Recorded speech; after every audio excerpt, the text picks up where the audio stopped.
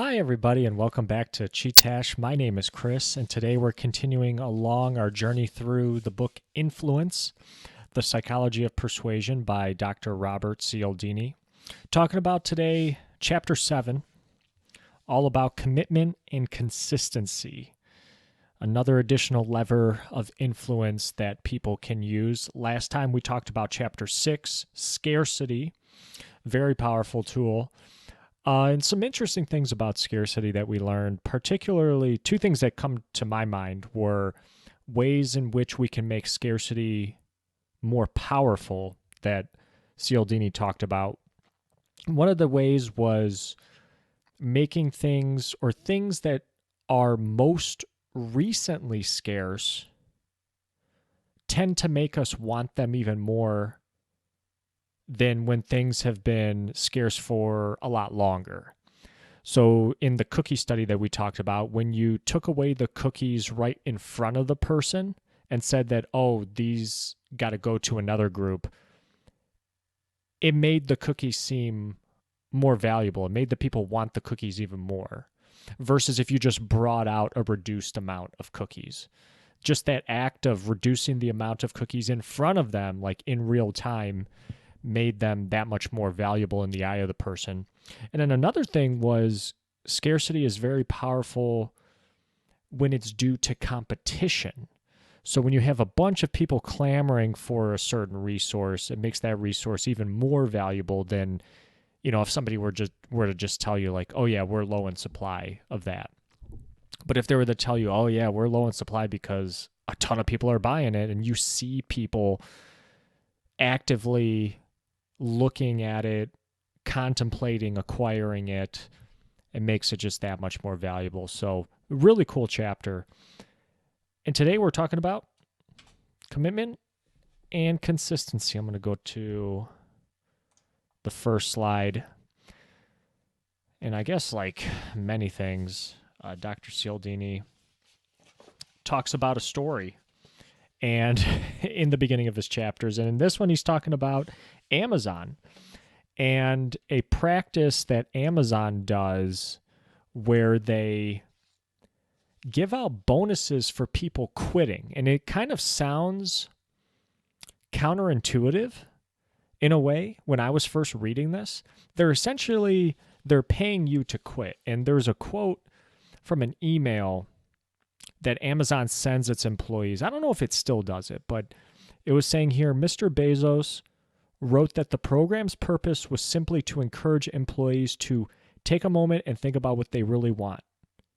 He also pointed out that the headline of the annual proposal memo reads, okay, so it's a memo. Maybe it could come in an email, but it reads, please don't take this offer. So that's what the memo reads. But what Cialdini talks about here and what he explains, and after he explains it, it kind of makes sense, is that Amazon wants people who want to be there. They want people, who want to be there, so they want them to commit to having the job.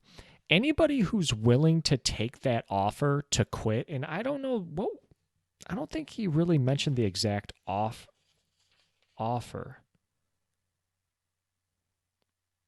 An incentive of up to $5,000 to leave. Wow, up to. So maybe some of them are a little less than that. But anybody who's willing to accept that offer of the $5,000 probably isn't really committed to be an Amazon employee, part of the team, part of the Amazon team. So from the head management perspective, you're essentially thinning out the herd right away before you start investing any more resources in the employee. So essentially, they're getting their employees at Amazon to commit. And that commitment is one of these levers of influence that you can do. If you can get them to commit and get them to reject that $5,000 offer, well, now their staying power probably increases. You'll probably have an employee who's completely bought in, and who's going to stick around at Amazon for a long, long time. And then Robert Cialdini talks about a story of his neighbor Sarah, who starts dating this guy Tim. They break it off. He comes back, and he's kind of like begging to get back with her. And she decides to make a hard commitment to him again, even though she did at first. And she actually was supposed to marry a guy, but Tim kind of talks her out of it. And she ends up making the hard commitment to him. And then he kind of goes back to the same behaviors that were causing Sarah to leave him in the first place. But she's kind of overlooking all these negative behaviors that he's displaying because she's now made this hard commitment to him. Like, there's kind of no going back from here.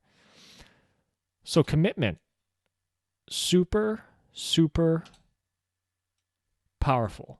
Super powerful thing to do, because it's very, this goes back to chapter 1.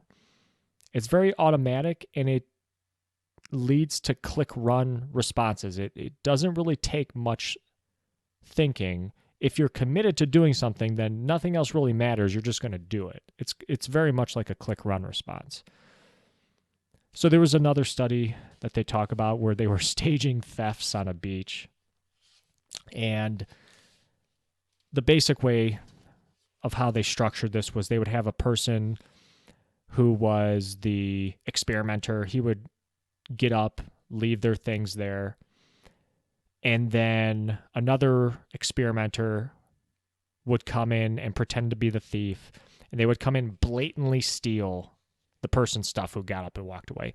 And most people would not challenge the thief. Only 4 out of 20 did. But then in another group, the experimenter who got up and left their things there would ask a person if they could watch their things for them and get that compliance. Hey, can you watch my things? Oh, yeah, sure, I'll do that. In that situation, when the experimenter/thief would come around and try to steal it, 19 out of the 20 confronted the thief. So it's that initial commitment, because before they didn't really have a commitment. It's kind of maybe like just an implied thing. But making the commitment to the person, saying that you're going to watch their things, then makes you follow through on that promise when the chips are on the table, when the guy actually comes and tries to steal the stuff, you know. And like I said, this is very much like a click-run response. It's kind of sort of like a shortcut to be consistent, because, and we talked about this in With Winning in Mind, when you practice so much, you get it down to where it's automatic and it's coming from your subconscious mind that you don't even have to think about it. It's kind of a similar situation with this. You're just running that same program, that consistent program, the thing that you always do. Now, is it good to do it all the time? Probably not. And do people take advantage of you in situations trying to make you act consistent? Absolutely. We're going to kind of talk about that later. But the foolish fortress is kind of alluding to, again, something we're going to talk about later, is foolish consistency. And Robert talks about this story about, he goes to a meeting of TM, which is Transcendental Meditation. So like a meeting or a presentation to get people to sign up for Transcendental Meditation. In the middle of the meeting, you have this guy, I don't know if he was an experimenter or just some random guy, comes up and just destroys the arguments being made in the presentation about the positive benefits of TM. And he's just highly critical of it. And what Robert finds is that people still signed up for TM, even amongst the criticisms from this one guy. And Robert would kind of talk to some people in the audience that day and ask them, are you signing up? And that's how he found out, yeah, people were still signing up. And he was kind of wondering why. But they kind of told him if they didn't sign up now, then they would never sign up. if they had to go home and think about all the negative things that this guy in the audience was spewing, then that stuff would start to sink in and they're not going to end up signing up for it. They wanted to get committed before those thoughts would set in. So it's a very, very interesting story, and probably something that I've done in my life too. Like you basically, like with jujitsu and having like anxiety and like second thoughts from competing in like certain tournaments, it's honestly better if you just sign up and then you just don't think about it. Or else those creeping negative thoughts are going to start eating away at you. You're going to be less inclined to sign up. It's probably better to just sign up right away. Sign up right away. That way you know exactly what you're doing, and then you don't really think about it anymore. You just commit to it right then and there. That's how I should be doing. I'm not saying I always do that, but it's probably what I should be doing. Seek and hide. Oh, yeah, this story. So Robert in this section talks about how toy companies keep their sales high after the holidays, after December, Christmas, New Year's, what have you. Because obviously probably sales slump in January, February, etc., coming off the bump up in sales during Christmas time. So they rely on the parents for this. The parents who promise their kids to get them the gift that they want for Christmas. And knowing that parents are making these commitments to their kids, they sometimes purposefully undersupply stores for the holidays, but they keep well stocked of other toys that could serve as alternatives for their kids. And then what happens is after the holidays, the special toys come back in stock, and the kids now berate their parents for not getting them the toy, but promising to do it. And now that it's back in stock, the parents have a chance to live up to their promise, to live up to that consistency or that commitment that they made to their kids, and they want to be consistent with that. But commitment, as that section said, commitment's the key.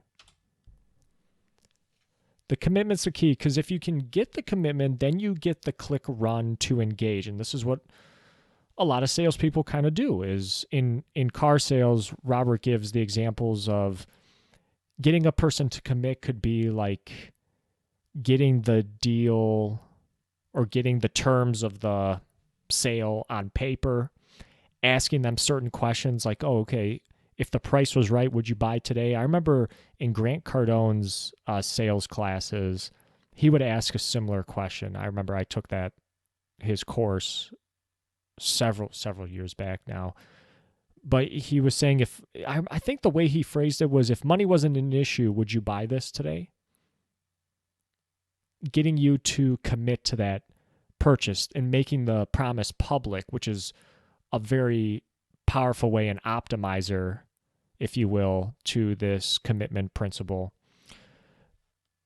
And when you get the thing on paper, it's like you're making the promise. It's like you're committing to the sale right there by having it on paper and having it escalated in the sales process. And what he was talking about, some car sales reps do is they have the prospect or the customer themselves fill it out. So it's like it's like making like a public promise and getting you to commit to that sale because you're already making effort towards it. Another anecdote to this was this cookie seller study conducted by Daniel Howard. Let me go to that page really quick. Okay, yeah, so he was calling residents in the Dallas, Texas area to ask if somebody could stop by to sell them cookies. And only 18% agreed, so not that much, less than a quarter. But then for another group, he would call residents, but he would ask, hey, how are you feeling today? And most people would say something like, oh, I'm doing great. How are you? Oh, I'm doing fine. I'm doing good. I'm doing fantastic. Now, after asking him that question, he would then ask if somebody could stop by and sell them cookies. And he saw a bump up here, almost like double, 32% agreed. And then, again, this request was just to send somebody to the house to sell them cookies. Of the 32% agreed in this group, 89% of the ones who agreed ended up making the purchase. So what happened here? Well, by asking how are you feeling and getting a mostly favorable response from most of the subjects in the study, you're getting people to act consistent with their feeling. So, hey, I feel good. Hey, I feel great. Well, you know what else would be great is if you buy some cookies. You're getting them to act in a very consistent manner, but you're also committing them to that emotion so that that emotion pervades now in other compliance requests. Because if somebody feels good, if somebody's feeling great, well, it should feel pretty great giving us money for these cookies. In the same fashion, Cialdini talks about how prayer can be used in people in relationships to reduce infidelity. So if you are praying for the other's well-being every day, he or she becomes less likely to be unfaithful during that time period. So it's the person who's doing the praying for your partner's, your husband or wife's well-being, boyfriend, girlfriend, what have you. You're less likely to cheat, because by you cheating, you're going against the thing that you're praying for. You're praying for that other person's well-being. But if you cheat, their well-being is going to decrease. So you're essentially holding yourself to that standard. And in a way, it's self-imposed. And this goes to a even greater extent in a story that Cialdini talks about with these Korean War POWs, so prisoners of war, where the people who imprisoned the American POWs in the Korean War had them do some very interesting things, some very psychological things, where they would have the prisoners make small anti-American statements. They would have them list out the problems with America on a sheet of paper, writing essays, giving even like small rewards for like the quote unquote best written essay. And then they would broadcast his name over the radio to other POW camps. So other Americans would hear the name of the person who was, making these anti-American statements. And what ends up happening here is you get this momentum of compliance. You get this momentum of these prisoners starting to believe in what they actually say. And I think he was even talking about how when they freed the POWs, they had to actually work to get them to not believe these thoughts, get rid of these anti-American thoughts. But it was very hard because they committed to it. They made the statements on paper, which makes them more likely to uphold those statements that they written down. They broadcasted their name to other Americans in the camp. So now there's that sort of the public aspect of it, making it public, which is another optimizer, making sure that you live up to that self-image of yourself. And that was the whole goal of the Chinese. And these were a Chinese that had imprisoned the Americans in the Korean War. They wanted to start small and then build from there. And this is This is all to say there's a snowball effect from starting small, making a small commitment, and then that way you can make larger and larger commitments to the point where, hey, maybe you can get these prisoners to actually help you out, like in certain situations. Something we probably saw actually in Man's Search for Meaning, because they did have people in the camps, prisoners who were like the head prisoner who would look after all the other prisoners, and they received favorable treatment from the Germans or the Nazis. So this is illustrated in another study Robert talks about, the Freedman and Fraser yard sign study. So they would go kind of door to door, or would they call? Let me see. It was door to door. Regardless, they would get people to commit to driver safety. So when they would get people to say, oh yeah, I'm committed to driver safety in this neighborhood, they then asked them if they were willing to put a sign in their yard asking people to drive carefully. You've probably seen these in your neighborhoods. And people allowed the sign in their yard after having that initial commitment. But then they did another group where they asked them, hey, are you committed to driver safety? Well, yes, I am. And then later when they would be asked to, hey, can we put a sign in your yard? They would allow the sign in their yard, even if it was for something completely different than what they were asked to be committed to. So they would ask them, hey, are you committed to driver safety? They would respond, yes, I am. Then they would ask, hey, can we put this sign in your yard that was asking to keep your state beautiful? Or to, I think that was the example, to keep your state beautiful. Or rather, they asked, hey, are you committed to state beautification? They responded, yes, I am. And then they would put a sign in the yard that said something about driver safety, but they still committed to it. They asked them, hey, can we put this sign in your yard, even though it's about driver safety? And they still did it. They also did another one where they started out with a small sign in their yard, and then they asked them, hey, can we put up another sign that's bigger?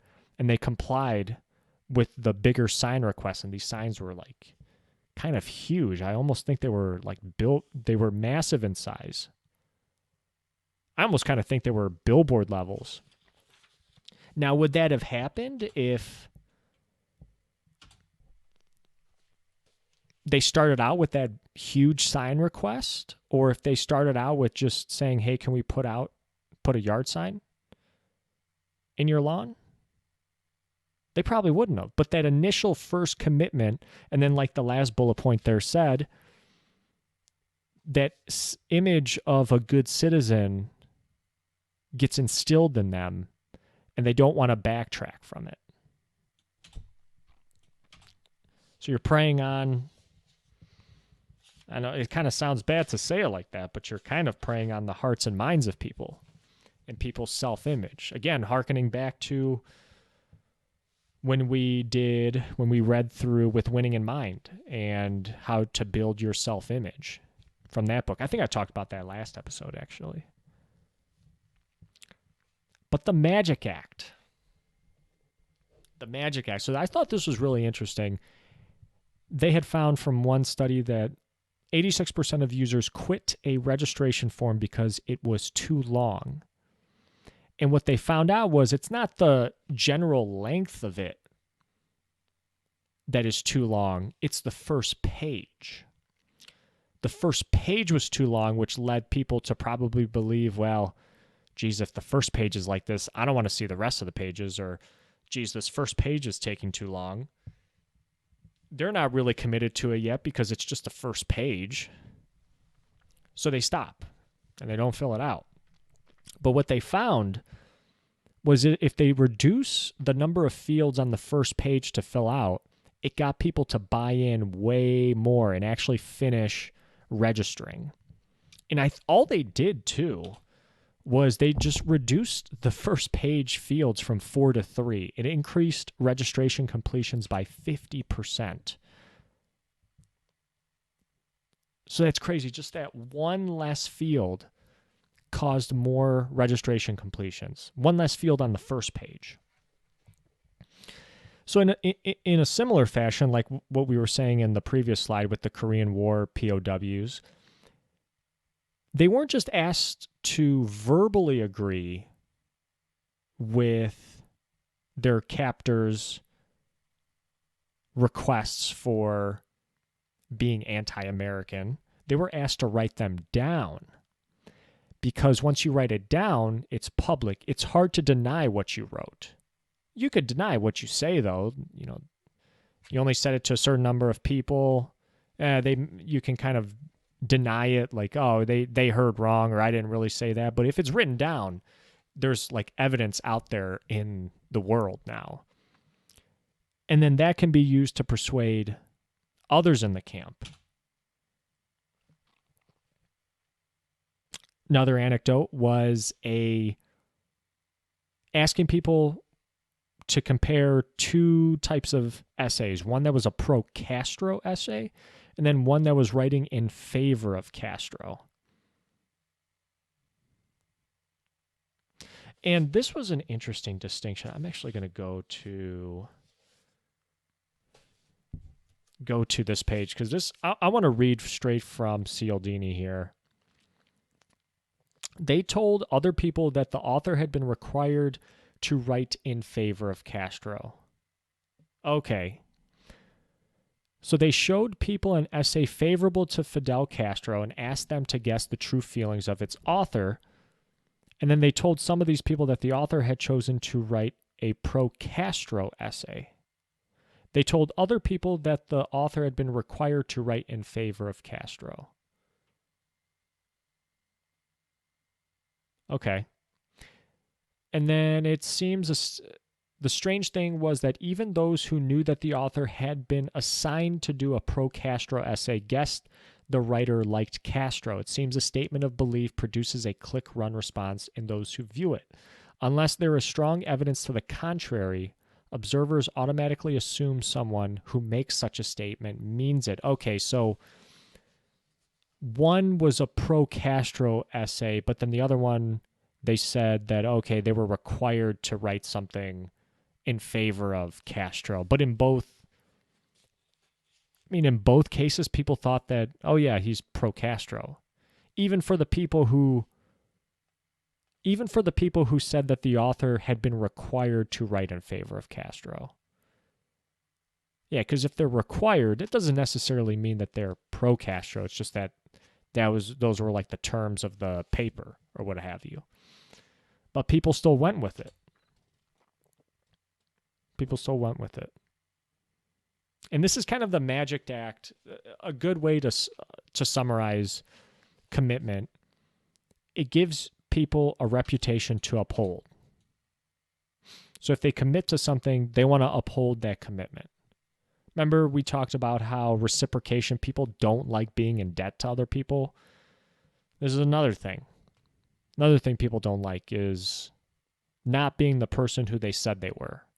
Not being the person who they said that they would commit to. They don't want to be the person that goes against their commitments. And there's two ways to really go about this, getting somebody to commit. There's an inside pressure and an outside pressure. So the inside pressure has to do with the self-image, like what we were talking about. And then the outside pressure is where you adjust your image to the way others perceive you. And in the case of writing things down, you're bringing your self-image in line with what you write down, getting yourself to be consistent with that self-image, consistent with what you had just written down. Amway talks about this, and this is kind of a thing across all sales where they ask you to write down your goals or write down how much you want to sell. And then same thing with when you have a customer fill out a sales agreement. Like what we had mentioned a few slides ago, it gets the person to fall in line with what they wrote down. influence because it's getting people to write down. It's basically making people buy into it. And yes, they're giving away this small prize. So the public eye, we've already kind of mentioned this a little bit. There we go. Pro-communist statements in the POW camps were made known to other captives. Get other people to buy in, but no, it's to get those people. It's to get to the people who made those statements to buy in even more, because now that they made it public, they're going to be more likely to. So there was a study here, Masten Deutsch and Harold Gerard. And they had different groups where they would show groups. I'm guessing here like lines in a paper or like lines in an essay. Something like that, or maybe just lines of words. And they would have the first group commit to an initial estimate, write it down, how many lines did they see, sign it, turn it into the experimenter. Another group, they committed privately, wrote it down, then erased it. And they had a third group where they made a commitment, but it was in their head. So they made an estimate on the lines, but just in their head. Then all three groups were told that their estimates were wrong, and if they wanted to change them. But the students who did not write down their estimates, so just kept it in their head, were more willing to change them. And the students who turned their estimates in, signed it, wrote it down, refused to budge from their estimates. And Robert Cialdini explains it best here. If you state your views publicly, it's hard to change them in public as well. He had another example in the book with jurors who they were asked, if you think the client is guilty, they would hold up their hands. Later on, they would ask them, "Oh, do you want to change your opinion?" And most people would not change their opinion because they made it in public. They made it in front of, everybody in the courtroom, and they didn't want to be viewed as inconsistent. So they didn't really change their responses, something like that. Another way to optimize this lever of influence, this commitment, is the effort extra. So when it takes extra effort to make the commitment, people are more willing to stick to it. And this can be seen in fraternities, in hazing rituals, which we're going to talk about in a second. But there is one sort of hazing ritual, very severe, of this Tonga tribe in southern Africa, where severe hazing that a man endures, that a boy endures before he enters into manhood, which includes beatings, exposure to cold, thirst, threats of death, lots of bad stuff. And again, fraternities are doing the same thing. But what really is going on here? Is it just that people are sadistic maniacs and psychopaths, that they want people to endure this? Well, not really. And this is where the work of Elliot Aronson and Judson Mills comes in, where they talk about how people who go through a ton of trouble to obtain something of value it more than people who used minimal effort towards it. So they come to see the group, or they come to see that thing as very valuable when they had to suffer to get there. Now, why is that? It's because there's a sort of survival element to it they kind of talk about. They're not out to hurt the people who are going through these hazing rituals, but it ensures that the group continues and survives on. So if you can't stomach the hazings, if you can't go through that tortuous stuff that's happening to you, then kind of we don't want you in the group. You're not really going to be the best representation of us. You're not going to spread the group's message. The group will not live on. if you're not willing to do this stuff. It's kind of like the Amazon thing earlier. We want the people who are really bought in. And how do we tell if you're really bought in? Well, you better go through the gauntlet. And that's kind of what they talk about is it ensures the survival of the group through that commitment. So we've kind of learned and we've kind of just been talking about how the most powerful commitments are those that are active, those that are public, those that are effortful.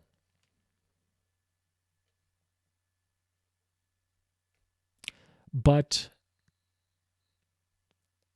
we kind of touched on this a little bit ago, previous slide, how when somebody makes the inner commitment, it's way more powerful than if the commitment comes externally because of external resources. So this can be seen, again, in the rewards that were generated for the prisoners of war in the Korean war camps. They didn't, when they had like those essay contests on who can write the most anti-American essay, they only gave out small rewards for it. And this also kind of surprised me. I was kind of wondering, why wouldn't they give out bigger rewards? The rewards would seem like more to motivate them more. But actually, when they gave out smaller rewards, what's actually happening here is that you're less motivated now by the smaller reward. So in a sense, you're owning what you do from an inner responsibility and not from the reward. So if you can do something as so drastic as write an essay on this, you're doing it because you probably really believe in it, not because of the reward potential, because you're only getting like a small piece of food or like a short amount of free time, what have you. And that kind of last bullet point sums it up. You're accepting responsibility when it comes from ourselves rather than from external pressure. So there was this Freedman study of these boys play with a forbidden toy, and the forbidden toy was like some robot thing. So they were threatened with it, that if they were playing with the robot, that they would be kind of punished for it. And then the person who made that threat would leave the room, and they found, okay, cool. Most of the boys did not touch the robot, 21 out of 22. Later on, and I think this was, I forget the exact timeline of how later on this was.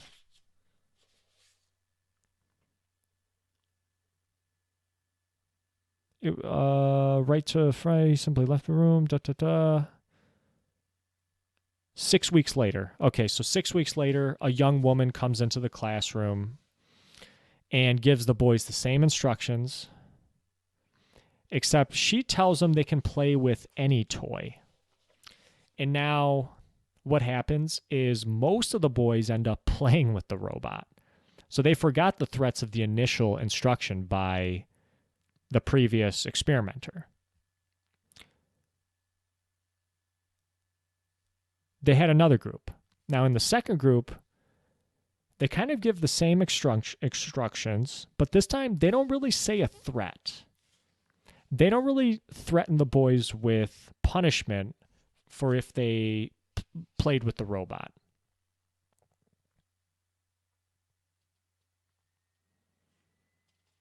So, in effect, they are imposing their own responsibility. They are now taking it upon themselves to follow through with the instructions. And it's not coming from the threat of punishment. They decided they hadn't played with it because they didn't want to. The instructions alone were enough to prevent the boys from operating the robot while he was briefly out of the room. And then also, the boys took personal responsibility for their choices to stay away from the robot during that time. Weeks later, again, when the woman comes, gives similar instructions, They still ignored the robot because they had been changed inside to believe they did not want to play with it. And I feel like if you guys want an interesting set of videos that I did, it's on this book by Ted Moss. It's a parenting book. I have it up here. Gosh, now Teddy's Tips. Yeah, Teddy's Tips. And he kind of talks a little bit about this, I feel like, or the kind of similar principles in this study, this Freedman study, on how like threats really kind of don't do too much unless the child has actually bought into it. I believe he touches on that book, and I have it up on the YouTube channel if you guys want to check that out. But I think this is in direct correlation to parenting. Like how do you really get a child to do what you want them to do? Well, in some ways you tell them what not to do. If you tell them not to do something, they're going to probably do it because of just the rebellious nature.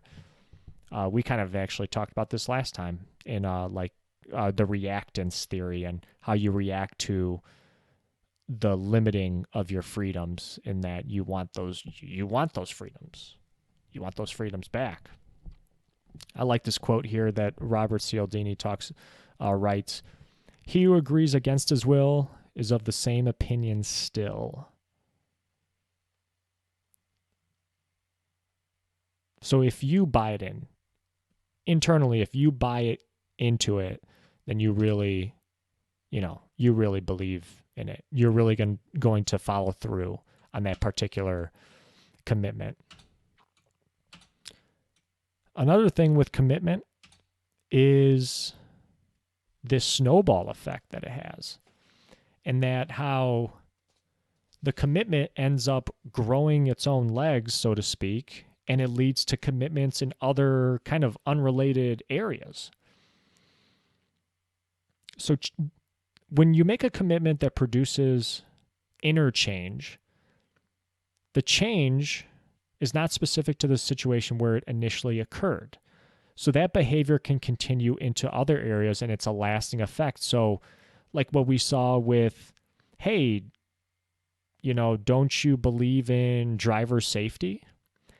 Then all of a sudden you start to see commitments to a clean neighborhood, to a strong community, because all of a sudden these behaviors, even though they're kind of unrelated, are all under this umbrella of like a good citizen. So you start to commit to other acts of good citizenship, not necessarily even with safe driving. And it starts from there, but then it also leads into other areas. And again, this concept of the halo effect, where a certain action in one area has an effect on entirely unrelated areas. So again, we go back to the car dealership example. So this is kind of a sneaky thing where a car dealership will quote you on a price that's $700 less than the competitor's price.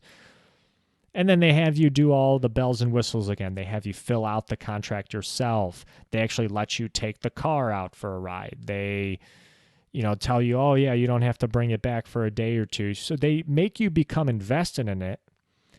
Then when you come back, then when the sale, it's time to, sign on the dotted line, they tack the $700 back on. And what we find is most people still go ahead with the sale because at this point, they become invested in it. I remember there's a funny sales movie called The Goods. It's with Jeremy Piven. I remember it came out years ago now, and I remember at the very end of the movie, he's getting the guy to buy the car. It's the last car on the lot.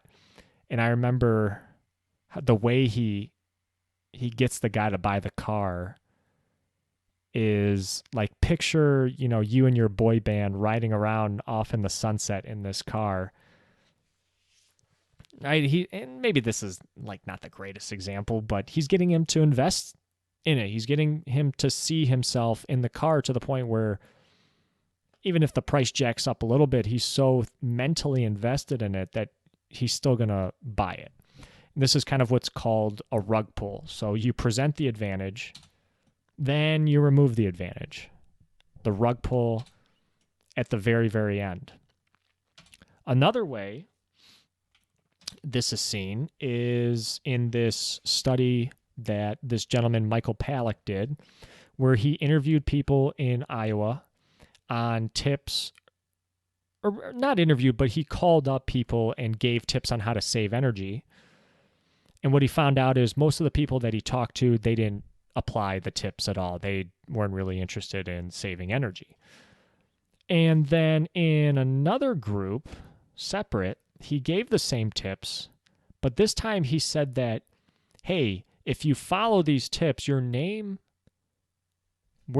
I think it was just your name. Yeah, your name will be put in the local newspaper as like, hey, look who's trying to save energy. It's going to be publicized. And that group ended up saving an average of 422 cubic feet of natural gas. So it seems like, hey, I almost said threat, but the incentive of publication of your name seems like that was a huge motivator for these people, and they ended up actually applying the tips and saving on their energy bills. But then at the last minute, before the publication actually happened, the rug was pulled, and they were told, okay, publicity is actually not going to be possible. What they found was the group still ended up saving energy, and actually they ended up saving even more energy from 12.2% savings to 15.5% savings. So you would kind of think like, wow, that doesn't really make sense. The rug was pulled from them, but they still went ahead with it. Because now, as Robert, I think, is alluding to here, with the external motivator gone, the inner motivation has kind of taken over, or maybe even the inner motivation was really the motivation all along. So you get new support. The new support for this behavior, it comes from the inside. It comes from you just feeling good about your effort. You know, the people have a sense of pride of keeping their promise. And the feelings of conservation-mindedness start to take over from this. In essence, you're fully owning something after the rug pull. It feels good to say that, hey, I wasn't really motivated by the money or the publicity. Like, I was doing it because genuinely I think it's a good thing to do. Excuse me. So another way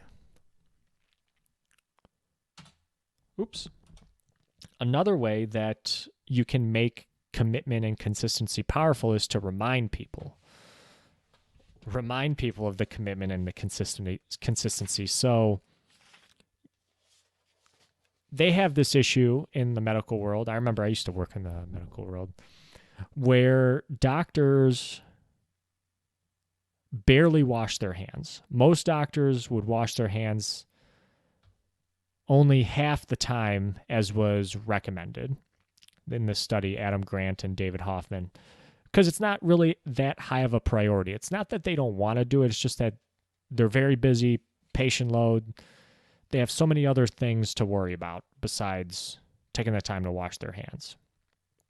But what they did was they put up signs in front of hand washing centers, sanitizer stations, etc., reminding the doctors of their commitment to the patient's health and like this sort of Hippocratic oath that they take.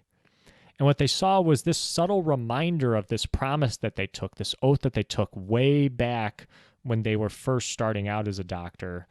This increased the usage and increased the hand washing by 45%. So sometimes it can be really powerful to remind somebody of the commitment they made. Because with everything going on in this world, especially today's world, technology, media, entertainment, social media, people kind of forget what they committed to. But just that subtle reminder can cue people and get them to run that click run automatic response of their commitment. So how do we defend against this? Well, it's kind of tough. Let me take a swig of my water.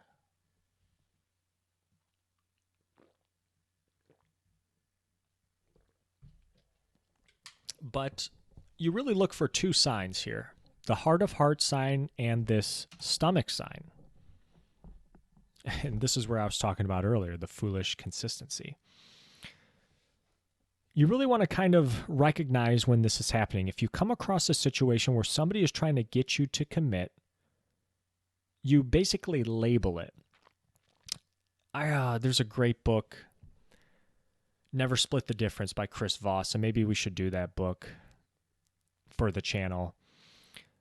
Where he talks about labeling emotions as like a negotiation, in part of the negotiation process. Basically just label things so that they don't fester and they bubble up to the surface so that you can address them. You can address, why is somebody uncomfortable with something. And it kind of reminds me of what Robert's talking about in this book. If you're coming across a situation where it just doesn't feel right, you feel like somebody's getting you to commit to something you don't actually want to do, you just flat out tell them exactly what they're doing. Hey, I know you're getting me to commit to something because you're hoping to get a sale out of me today and hopefully a bigger sale in the future. But I understand that you're a salesperson, that you have to do this, but it does not align with my current purchasing power, and I won't be purchasing it today. Something like that.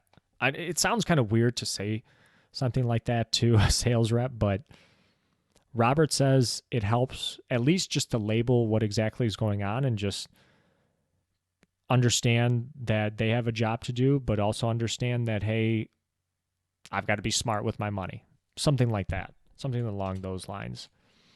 So that's the stomach sign, kind of like that bubbling feeling in your gut of people trying to sell you something. And there's also this heart of heart sign, which is kind of similar, but it stems from this question that you should ask yourself: knowing what I know now, would I make the same choice? So if somebody's asking you to commit to something,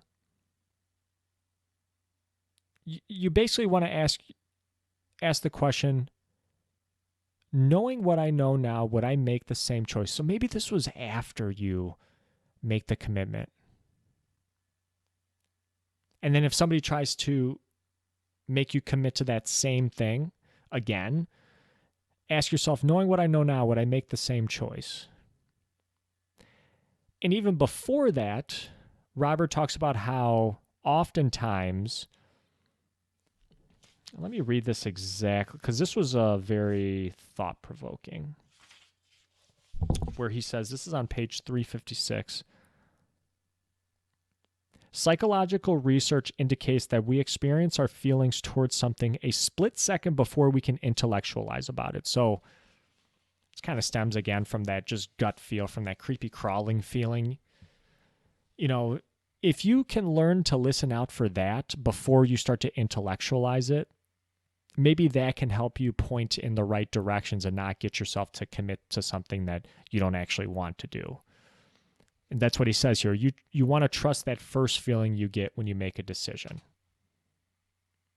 And maybe not always, you don't want to completely succumb to emotions. You want to use some logic, but also sometimes in a lot of these defenses to these levers of influence are just kind of the gut feel and recognizing that sweeping emotion that's coming over you. Hey, do you actually need this, or is this just emotion kind of taking over? But it's hard, and there's certain traits that make you more susceptible to this commitment and consistency lever of influence. One is age, in that just people who are older, more mature, their consistency, their commitments increase. And you can see this with telephone scams on the elderly, where the people on the other side of the phone are just hammering down on the commitment. Like, oh, you said you would buy it. oh, you told me last week you would buy it. And elderly people kind of fall for that because just the fact of their age versus younger people. And maybe it's more of like a maturity thing too. You know, you would think as you've aged, you're a model citizen. You want to hold yourself up to like that higher standard, whereas when you're young, you're more so don't think of yourself in the same light and you're kind of trying to figure things out more. You'd be more apt to just not follow through on your commitments. So age is one thing. And then another one is just individualism.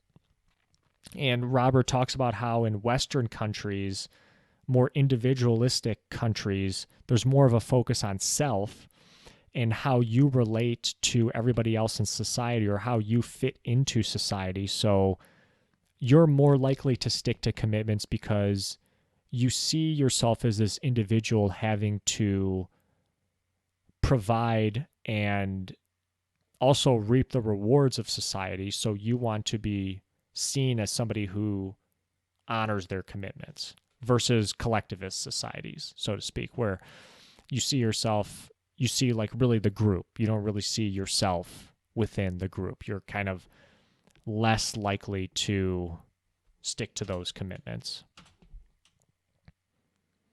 Well, that's going to do it, guys. This is just a quick summary. Again, consistency, it really comes from three sources: highly valued by society, beneficial approach to life, and then it's a shortcut when things get complicated. So these are kind of the reasons why consistency works, because we just want like a shortcut to certain things. So if you've always done something, you just want to just keep doing it. It's just the click run response and makes things a little more efficient. Again, securing the initial commitment will lead to more commitments down the line, this snowballing effect. So get that small commitment can lead to a bigger commitment later. Commitments are even more powerful when they are active, when they are public, and when they are effortful. Again, the snowballing, the self-perpetuating commitments where you get commitments to stand on a leg of their own, and all of a sudden you start committing to other things that are not necessarily related. And another thing, just the fact that reminders can serve as a very powerful tool in getting people to honor earlier commitments. Just subtle reminders of what they've committed to in the past can get people to comply in the present. And then again, as a defense mechanism to somebody who's getting you to commit to something or to act consistent to something, is listen out for those stomach signs. Ask yourself, knowing what I know now, would I still do this? That's your kind of heart of hearts sign. And then just remember that age, individualism make you more susceptible to this lever of influence. And with that, guys, that's going to do it. Thank you very much for listening this far. Next week, we've got the unity principle, which was a brand new principle in this book. This in the 2021 edition. This is a brand new chapter that wasn't in the original publication of it. So it's a good chapter. It's a very long one. Again, I know this is going to be a long video, but getting you guys to commit to it. Committing to the long video. Thank you guys so much for listening. I just did an interview yesterday for the Chee-Tash podcast. Very excited when that comes out. And that's going to do it. Tune in next time. Almost done with the book Influence. My name is Chris. This has been Chee-Tash. Take care.